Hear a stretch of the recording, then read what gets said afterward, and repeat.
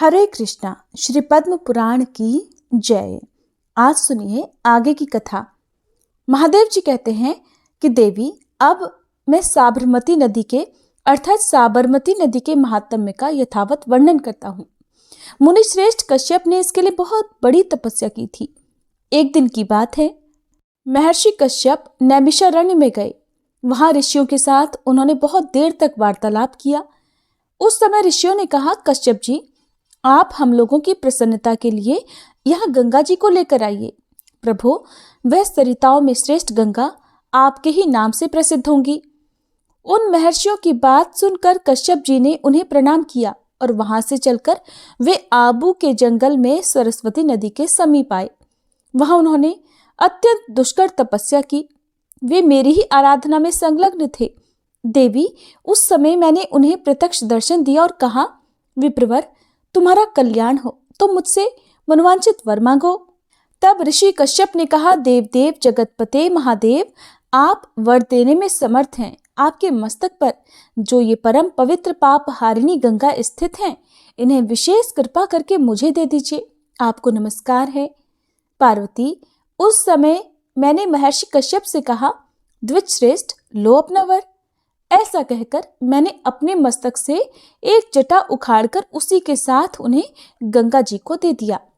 श्री गंगा जी को लेकर द्विज श्रेष्ठ कश्यप बड़ी प्रसन्नता के साथ अपने स्थान को चले गए। गिरिजे, पूर्व समय में विष्णु लोक की इच्छा रखने वाले राजा भगीरथ ने मुझसे गंगा जी के लिए याचना की थी। उस समय उन्हें भी मैंने गंगा जी को समर्पित किया था। इसके बाद पुनः ऋषियों के कहने से कश्यप जी को गंगा प्रदान की।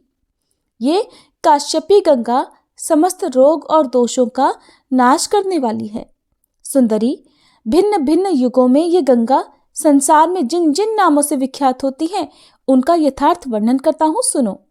सतयुग में कृतवती, त्रेता में गिरिकर्णिका, द्वापर में चंदना और कलयुग में इनका नाम साबरमती अर्थात साबरमती होता है। जो मनुष्य प्रतिदिन यहाँ विशेष रूप से स्नान करने के लिए आते हैं, वे सब पापों से मुक्त होकर भगवान विष्णु के सनातन धाम को जाते हैं। प्लक्षावतरण तीर्थ में, सरस्वती नदी में, केदार क्षेत्र में और कुरुक्षेत्र में स्नान करने से जो फल मिलता है, वह फल साबरमती नदी में नित्य स्नान करने से प्रतिदिन प्राप्त होता है। माघ मास आने पर प्रयाग तीर्थ में प्रातः स्नान करने से जो फल मिलता है, कार्तिक की पूर्णिमा को कृत्तिका का योग आने पर श्रीशैल में भगवान माधव के समक्ष जिस फल की प्राप्ति होती है, वह साबरमती नदी में डुबकी लगाने मात्र से प्राप्त हो जाता है। देवी, ये नदी सबसे श्रेष्ठ और संपूर्ण जगत में पावन है। इतना ही नहीं, ये पवित्र और पाप नाशिनी होने के कारण परम धन्य भी है। देवेश्वरी, पितृ तीर्थ सब तीर्थों सहित प्रयाग, माधव सहित भगवान वटेश्वर, दशाश्वमेध तीर्थ और गंगा द्वार, ये सब मेरी आज्ञा से साबरमती नदी में निवास करते हैं। नंदा, ललिता, सप्तधारक, मित्रपद, भगवान शंकर का निवास भूत केदार तीर्थ, सर्व तीर्थमय गंगा सागर, सतलुज के जल से भरे हुए कुंड में ब्रह्मसर तीर्थ और नैमिष तीर्थ भी मेरी आज्ञा से सदा साबरमती नदी के जल में निवास करते हैं। श्वेता, बलकलिनी, हिरण्यमयी, हस्तिमती और सागर गामिनी नदी, बार्थघनी, ये सब पितरों को अत्यंत प्रिय और श्राद्ध का कोटि गुना फल देने वाली हैं। वहां पुत्रों को पितरों के हित के लिए पिंडदान करना चाहिए। जो मनुष्य वहां स्नान और दान करते हैं, वे इस लोक में सुख भोग कर अंत में भगवान विष्णु के सनातन धाम को जाते हैं। नीलकंठ तीर्थ, नंद हृद तीर्थ, रुद्र हृद तीर्थ, पुण्यमय रुद्र महालय तीर्थ, परम पुण्यमयी मंदाकिनी और महानदी अच्छोदा, ये सब तीर्थ और नदियां अव्यक्त रूप से साबरमती नदी में बहती रहती हैं। धूम्र तीर्थ, मित्रपद, बैजनाथ, दृष्टद्वर, शिप्रा नदी, महाकाल तीर्थ, कालंजर पर्वत, गंगोद्भूत तीर्थ, हरोद्धेत तीर्थ, नर्मदा नदी और ओंकार तीर्थ, ये गंगा में पिंडदान करने के समान फल देने वाले हैं, ऐसा मनीषी पुरुषों का कहना है। ये सभी तीर्थ ब्रह्म तीर्थ कहलाते हैं। ब्रह्मा आदि देवताओं ने इन सभी तीर्थों को साबरमती नदी के उत्तर तट पर गुप्त रूप से स्थापित कर रखा है। महेश्वरी, ये तीर्थ स्मरण मात्र से लोगों के पापों का नाश करने वाले हैं। फिर जो वहां श्राद्ध करते हैं उनके लिए तो कहना ही क्या है। श्री महादेव जी कहते हैं, देवी सुनो, अब मैं तुम्हें त्रिलोक दुर्लभ व्रत का वर्णन सुनाता हूँ, जिसके सुनने से मनुष्य ब्रह्म हत्या आदि पातकों से मुक्त हो जाता है। स्वयं प्रकाश परमात्मा जब भक्तों को सुख देने के लिए अवतार ग्रहण करते हैं, वह तिथि और मास भी पुण्य के कारण बन जाते हैं। देवी, जिनके नाम का उच्चारण करने वाला पुरुष सनातन मोक्ष को प्राप्त होता है, वे परमात्मा कारणों के भी कारण हैं। वे संपूर्ण विश्व के आत्मा, विश्व स्वरूप और सबके प्रभु हैं, जिन्होंने 12 सूर्यों को धारण कर रखा है। वे ही भगवान भक्तों का अभीष्ट सिद्ध करने के लिए महात्मा नरसिंह के रूप में प्रकट हुए थे। देवी, जब हिरण्यकशिपु नामक दैत्य का वध करके देवाधिदेव जगत गुरु भगवान नरसिंह सुखपूर्वक विराजमान हुए, तब उनकी गोद में बैठे हुए ज्ञानियों में श्रेष्ठ प्रहलाद जी ने उनसे इस प्रकार प्रश्न किया। सर्वव्यापी भगवान नारायण, नरसिंह का अद्भुत रूप धारण करने वाले आपको नमस्कार है। सुरश्रेष्ठ, मैं आपका भक्त हूँ, इसलिए यथार्थ बात जानने के लिए आपसे पूछता हूँ। स्वामिन, आपके प्रति मेरी अभेद भक्ति अनेक प्रकार से स्थिर हुई है। प्रभु, मैं आपको इतना प्रिय कैसे हुआ, इसका कारण बताइए। तब भगवान नरसिंह बोले, वत्स, तुम पूर्व जन्म में किसी ब्राह्मण के पुत्र थे, फिर भी तुमने वेदों का अध्ययन नहीं किया। उस समय तुम्हारा नाम वसुदेव था। उस जन्म में तुमसे कहीं कुछ भी पुण्य नहीं बना, केवल मेरे व्रत के प्रभाव से मेरे प्रति तुम्हारी भक्ति हुई। पूर्व समय में ब्रह्मा जी ने सृष्टि रचना के लिए इस उत्तम व्रत का अनुष्ठान किया था। मेरे व्रत के प्रभाव से ही उन्होंने चराचर जगत की रचना की है। और भी बहुत से देवताओं, प्राचीन ऋषियों और परम बुद्धिमान राजाओं ने मेरे उत्तम व्रत का पालन किया है, और उसके प्रभाव से उन्हें सब प्रकार की सिद्धियां प्राप्त हुई हैं। स्त्री या पुरुष, जो कोई भी इस उत्तम व्रत का अनुष्ठान करते हैं, उन्हें मैं सौख्य, भोग और मोक्ष रूपी फल प्रदान करता हूँ। प्रहलाद ने पूछा, देव, अब मैं इस व्रत की उत्तम विधि को भी सुनना चाहता हूँ। प्रभु, किस महीने में और किस दिन को यह व्रत आता है, ये विस्तार के साथ बताने की कृपा कीजिए। भगवान नरसिंह बोले, बेटा प्रहलाद, तुम्हारा कल्याण हो। एकाग्रचित्त होकर इस व्रत को श्रवण करो। यह व्रत मेरे प्रादुर्भाव से संबंध रखता है, इसलिए वैशाख के शुक्ल पक्ष की चतुर्दशी तिथि को इसका अनुष्ठान करना चाहिए। इससे मुझे बड़ा संतोष मिलता है।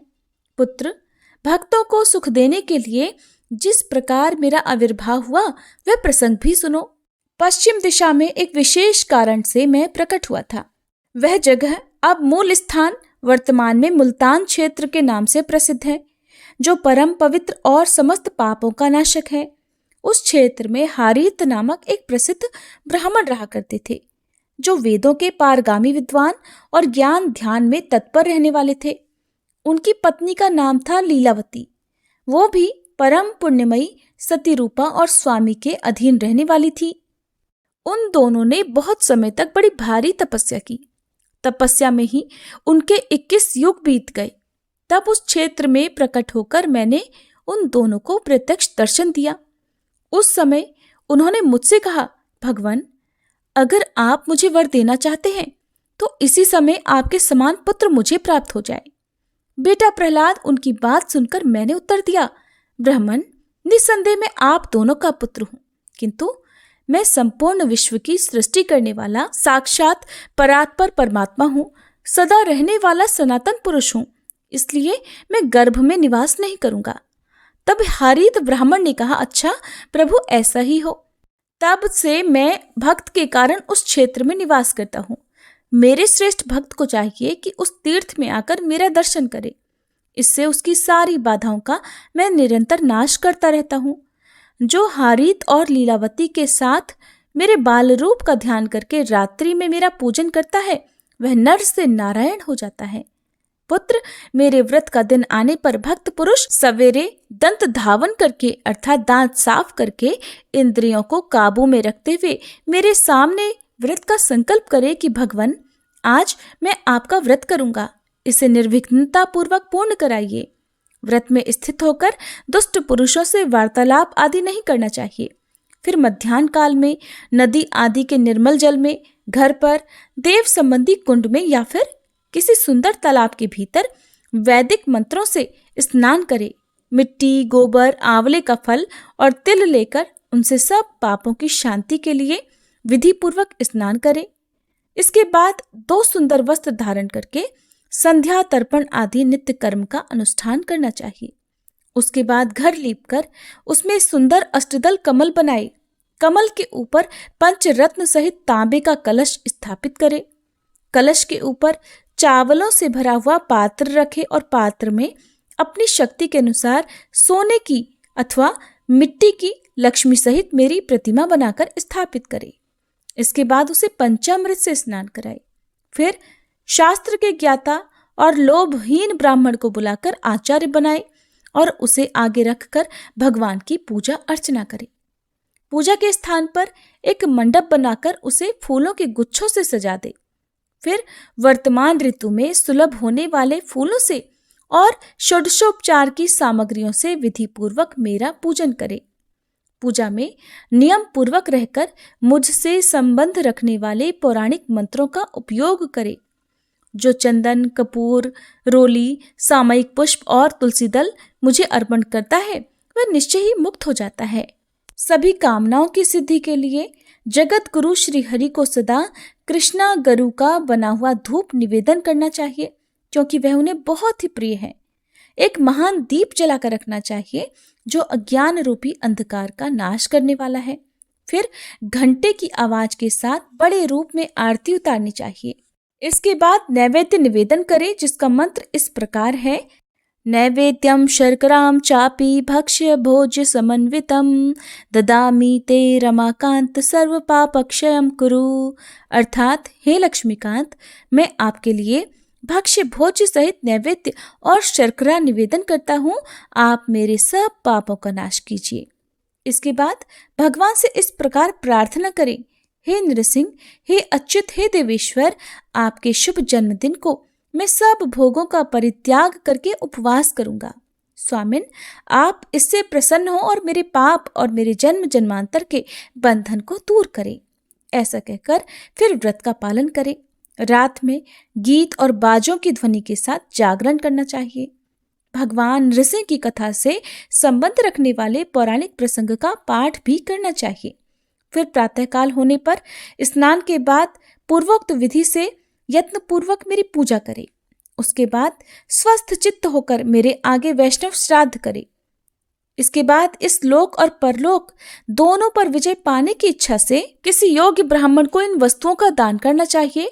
गौ, भूमि, तिल, स्वर्ण, ओढ़ने बिछौने आदि के सहित चारपाई, सप्तधान्य और अन्य वस्तुएं भी अपनी शक्ति के अनुसार दान में देनी चाहिए। शास्त्रोक्त फल पाने की इच्छा हो तो धन में कंजूसी नहीं करनी चाहिए। अंत में ब्राह्मणों को भोजन कराए और उन्हें उत्तम दक्षिणा दे। धनहीन व्यक्तियों को भी चाहिए कि वे इस व्रत का अनुष्ठान करें और शक्ति के अनुसार दान दें। मेरे व्रत में सभी वर्ण के मनुष्यों का अधिकार है। मेरी शरण में आए हुए भक्तों को विशेष रूप से इसका अनुष्ठान करना चाहिए।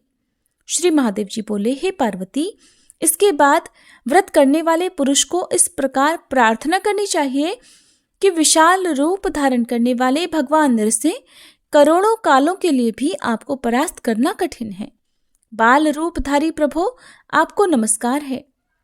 बाल अवस्था तथा बालक रूप धारण करने वाले श्री नरसिंह भगवान को नमस्कार है। जो सर्वत्र व्यापक, सबको आनंदित करने वाले, स्वतः प्रकट होने वाले, सर्वजीव स्वरूप, विश्व के स्वामी, देव स्वरूप और सूर्यमंडल में स्थित रहने वाले हैं, उन भगवान को प्रणाम है। दया सिंधु, आपको नमस्कार है। आप 23 तत्वों के साक्षी 24वें तत्व स्वरूप हैं। काल, रुद्र और अग्नि आपके ही स्वरूप हैं। ये जगत भी आपसे भिन्न नहीं है। नर और सिंह का रूप धारण करने वाले आप भगवान नृसिंह को नमस्कार है।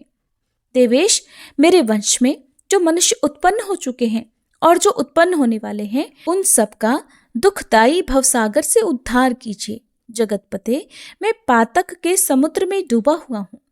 नाना प्रकार की व्याधियां ही इस समुद्र की जल राशि हैं।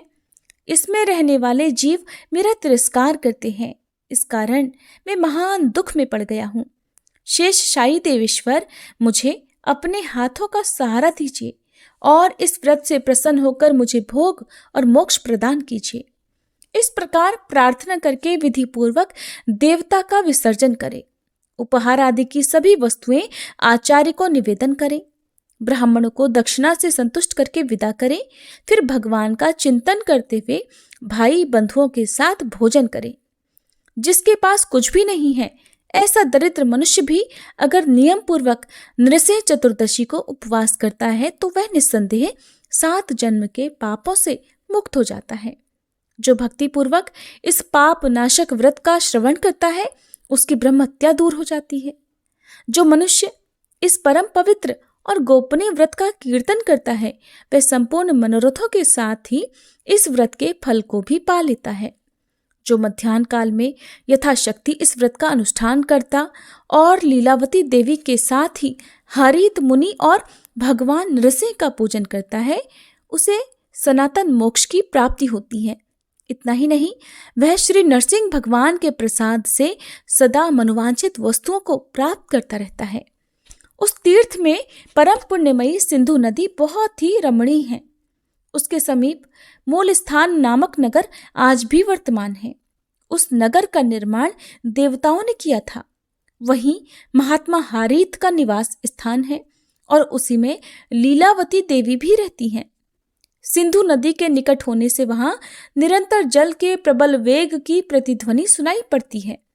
कलयुग आने पर वहां बहुत से पापाचारी म्लेच्छ निवास करने लगते हैं।